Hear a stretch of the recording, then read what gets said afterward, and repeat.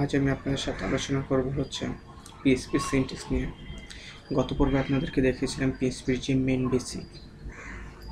আজকে শুধু পিএইচপির সিনট্যাক্স নিয়ে আলোচনা করব না, যে পিএইচপির যে কমেন্টস, পিএইচপির কেস সেন্সিটিভ কোন জিনিসগুলো, কোন ইয়েগুলো কোন সেন্সিটিভ আর কোনগুলো কেস সেন্সিটিভ নয়, সেই জিনিসগুলো নিয়ে আমরা আলোচনা করব।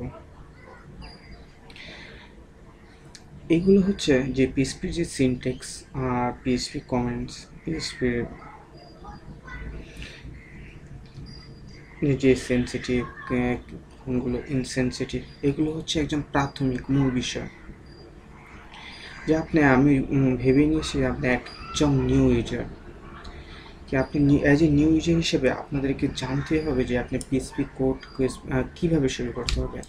আপনি যদি আপনি পিএইচপি কোনো কোড লিখতে চান, ফার্স্ট টাইমে আপনাকে একটি পিএইচপির একটি সিনট্যাক্স দিতে হবে। যে পিএইচপির সিনট্যাক্সটা হচ্ছে যে আপনি ফার্স্ট টাইমে পিএইচপি দিয়ে শুরু করবেন এবং পিএইচপি দিয়ে শেষ করবেন। এটা হচ্ছে আপনার পিএইচপি সিনট্যাক্স। এই যে আপনার এটার মাঝের মধ্যে আপনাকে সব কোডগুলো লিখতে পারবেন। আচ্ছা, আমি আপনাদেরকে দেখাই, যদি একটা প্রিন্ট করে ইকো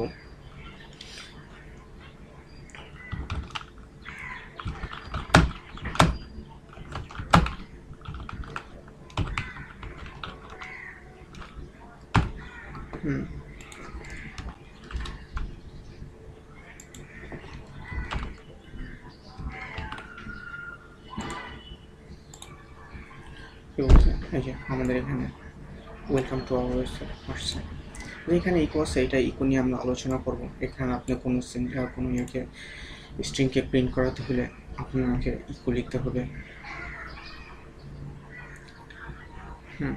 আপনাকে যদি আপনি কোনো সেন্টেন্স বা কোনো যদি শেষ করেন, কোনো সিনট্যাক্স যদি শেষ করতে হয়, তাহলে আপনাকে কোটেশন ইউজ করতে হবে।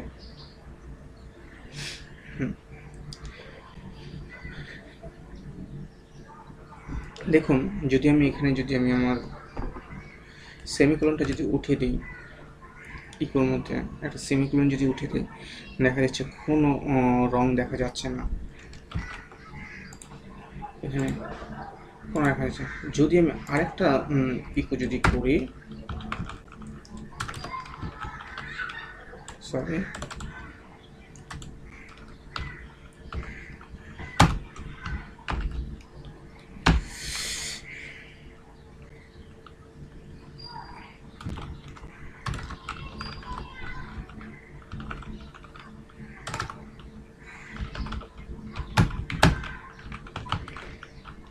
দেখেন, আমি যেহেতু ড্রিমওয়েভার ইউজ করি, তাই আমাদের এখানে সাথে সাথেই আমাদের রংটা দেখা দিচ্ছে। আপনারা অনেকে নোটপ্যাড প্লাস প্লাস, নেটবিনস, যেটা ইউজ করেন এটা ব্যবহার করতে পারেন।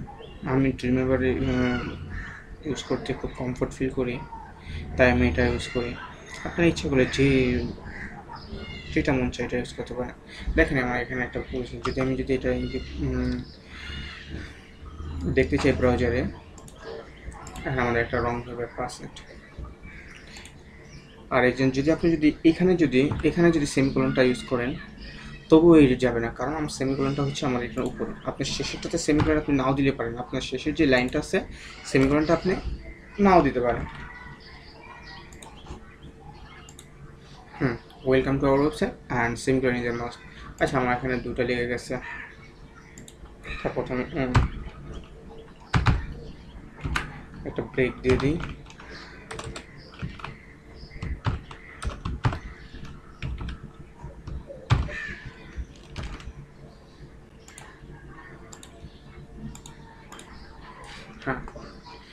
আপনি এই জন্য আবার বলতেছি যে আপনারা যখন কোনো কিছু শেষ করবেন, তখন অবশ্যই সেমিকোলন দিয়ে নেবেন, নাহলে আপনার যে কোনো একটা এররের মুখোমুখি হবেন।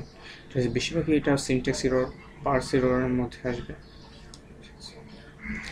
এই হচ্ছে আমাদের পিএইচপির সিনট্যাক্স। এখন আমি আপনাদের সাথে আলোচনা করব পিএইচপির যে কমেন্টস নিয়ে। পিএইচপির কমেন্ট সাধারণত দুই প্রকার, একটা হচ্ছে সিঙ্গেল লাইন কমেন্টস আর একটা হচ্ছে multi line comments. Single line comments হচ্ছে, আমি দুইটা দেখাবো। সিঙ্গেল লাইন কমেন্টস যেটা সহজ আপনাদেরকে দেখা যায়। সিঙ্গেল লাইন কমেন্টস হচ্ছে আপনি যদি এভাবে যদি দুটি চিহ্ন দেন, তাহলে আমাদেরকে দেখেন, আপনি ব্রাউজারে দেখতে পারেন যে আমাদেরকে যেটা আমাদের কমেন্টস দেওয়া সেইটা আমাদেরকে শো করতেছে না। যদি এটাও করি, এটা আমাদেরকে কোনোটাই আর শো করবে না। হ্যাঁ, এটা হচ্ছে আমাদের সিঙ্গেল লাইন কমেন্ট। আপনি সবসময় তো সিঙ্গেল লাইন কমেন্টে যখন আপনার মাল্টিপল লাইনের কমেন্টস দরকার হচ্ছে, তখন মাল্টিপল লাইনের আছে। তো আগে ফার্স্টে আবার পুনরায় আপনাদেরকে দেখাই। হ্যাঁ, আমাদেরকে আবার এসে আমি কমেন্টস উঠিয়ে দিয়েছি। এখন যদি আমি মাল্টিপল লাইনের যদি আমি কমেন্টস দিতে চাই, দেখেন মাল্টিপল লাইনের কমেন্টস আপনি যতটা লাইন আছে ততটুকু খালি ধরবে, আপনি যেখানে এসে শেষ করবেন মাল্টিপল লাইন, যেটা প্রথমে ব্যাকস্ল্যাশ, তারপর হচ্ছে স্ল্যাশ, তারপর হচ্ছে স্টার চিহ্ন, তারপর হচ্ছে এখন দেবেন হচ্ছে আগে স্টার চিহ্ন, তারপর হচ্ছে স্ল্যাশ। এখানে নেই, আপনি এরপরে যদি আপনি যদি আবার যদি একটা ইকো দেন,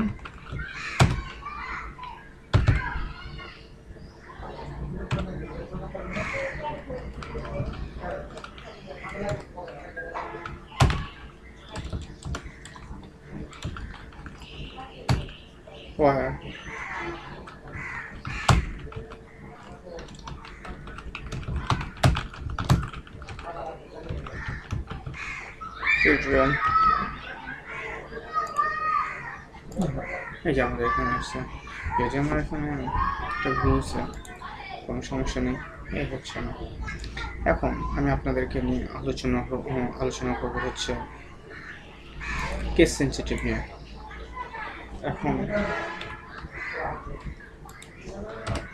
কেস সেন্সিটিভ না, এখন কেস সেন্সিটিভ হচ্ছে যে আপনার পিএইচপির মধ্যে কেস সেন্সিটিভ নয়, যে আপনি যদি class function and user defined ফাংশনগুলো হচ্ছে আপনার কেস সেন্সিটিভ নয়।